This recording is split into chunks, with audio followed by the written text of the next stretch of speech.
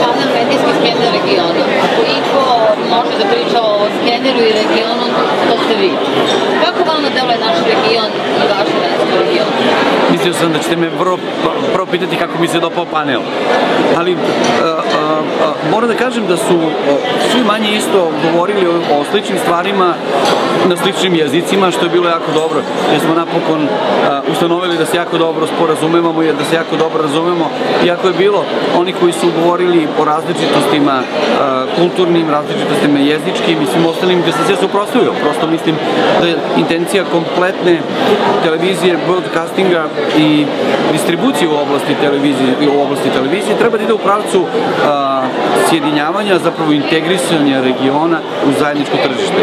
Jer posle svih ovih godina kada smo pregurali i krize i razne, ajde kažem, veoma komplikovane periode u kojima je trebalo iznaći dobre modele kako prvo preživeti, a onda kako se posle toga razvijeti, to sve nije bilo lako, ali kada smo izašli toga i kada smo sve to preživjeli, bilo bi krajnje logično da sada tražimo modele kako ćemo to tržište praktično smatrati svi svojim tržištem, zapravo mnogo lakše raditi na tržištu u kome total spending predstavlja pola milijarde eura nego u pojedinačnim zemljama od 50 do 150 miliona. Jer najviše se troši rekao bih, u Hrvatskoj, najmanje u Crnoj Gori, ali sve zajedno došli bi do nekih brojeva koji nisu beznačajni. To ima veze ne samo sa raspodelom marketinškog budžeta. Svaka televizija će u svojoj državi dobijati onoliko kako je pozicionirana, koliko ima rejting. Ali kod prizmu troškova je to jako značajno iz razloga što ne moramo svi praviti sve setove iz početka. Pogotovo ako neke televizije nisu simetrične u oblasti svojih regionalnih uspostavljenja. Koliko sam razumeo, mi smo jedina televizija koja smo terestrijalno ovdje regionalna, ako govorimo o 4 i više zemalja u kojima imamo svoje operacije, sve ostale su manje više ili kablovske ili su nam nesimetrične države.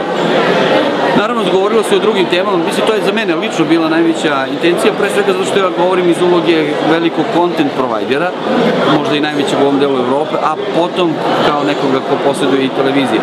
Zato što smo mrtvi ubeđeni i sigurni da će se content u budućnosti tretirati kao jedina značajna stvar.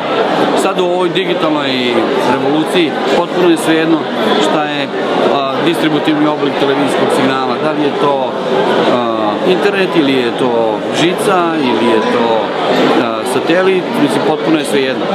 I terestrijalno će sigurno biti istorija vrlo brzo, IP protokol će biti isključivi nosilac distribucije televizijskog signala. Kojom brzinom će se to desiti i kojom brzinom ćemo mi zaboraviti ovo što sad spoznajemo kao jedini oblik televizijske distribucije, to se ne može tačno reći, ali ja mislim da je to sigurno u periodu između 5 i 10 godina da će se desiti baš ovo o čemu sam ja govorio. Plus, pomenule su se eventualne potencijalne pripreme za sledeću godinu, zato što sledeće godine je Switch Off Day za Srbiju, što znači da će digitalizacija krenuti u punom svojom snagom. To znači da će jednog trenutka, ja mislim da je to neki maj, domaćinstva koje nemaju kablovsku televiziju i domaćinstva koja primaju dalje antenu jednog trenutka ostati u mraku. Prosto tim domaćinstvima treba dati dovoljno vremena da se pripreme, da se organizuju, da nađu ili kupe ili dobiju. Sad to zavisi od različitih modela, od države do države. Različite države su različito rešavale taj problem, neke su subvencionirale boksove, ali uglavnom, kada se pojednostavi stvar, u nekom maju sledeće godine između 600 i 800 hiljada domaćinstva u Srbiji će ostati bez televizijskog signala, osim ako nemaju boks. I to su sve ona domaćinstva koje nisu iskablirane. Tako da je bilo različitih tema, različitih uglova, ali mislim da je jako korisna panel. Poznate da ste vi veliki IT zaljubljenik i da je vaša kancelarija svoje vremeno delovalo kao mali svemirski brod. Još uvek izgledate. Šta vam je sada posebno drago od tih noviteta? Kao što sam pomenuo, pobornik sam onih tehnologija za koje pretpostavljam da će pobediti u budućnosti. IP nema alternativu. Trenutno, kao što znate, razvijamo se u oblasti kontenta i to nam je prioritet u prioritetima. Samo kontent. Zato što tehnološki modeli su prosto sada dostupni i malim i mikrokompanijama i velikim. Vi ćete vidjeti da će distributera televizijskih kompanija biti na hiljade. Znači imat ćete ponude sa svih mogućih strana, svi će prodavati slične kontente, a presudno će biti cena.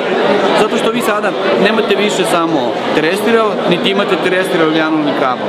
Imate i terrestrial i analogni kabel, i digitalni kabel, i DTH, i OTT, i IPTV, znači beskonačno oblika distribucije koji se mogu kasnije na svakom devajsu pretvoriti u televizijski ekran, u televizijski program preko televizijskog skrina. Znači, vi danas možete gledati na satu, na laptopu, na telefonu i više nosioc sam uopšte je beznačajan, u apsolutnom smislu. Na kraju dana, isključivo, kontent će biti king of the road. To šta je meni sad drago od tih gadžeta, to je manje bitno. Da li je vama lično ova godina opet neka prekretnica i da li vi očekujete neki povrat kako najbolji stavili za vreme? Apsolutno, mi se spremamo, sad da li je to ova ili je sledeća ili već, mi smo se već zarotirali za više od, ajde kažem, 170 stepeni, sad nam ostaje još onih 10 i da napravimo taj apsolutni okret. To znači, baš ovo što sam malo prepomenuo, da smo se iz broadcastera pretvorili, transformisali u najveći content providera u ovom delu Evrope, sa 1100 zaposlenih u regionu, sa 26 studija i na kraju počeli smo da proizvodimo projekte gde smo prvi put u životu počeli da dobijamo ponude. Imamo sad projekat za koji je planirano, imamo nekakav međunarodni menadžment koji se bavi samo distribucijom tog projekta, da ga prodajemo u između 36 i 40 zemalja. Da li će se to desiti, znači već za 30 dana.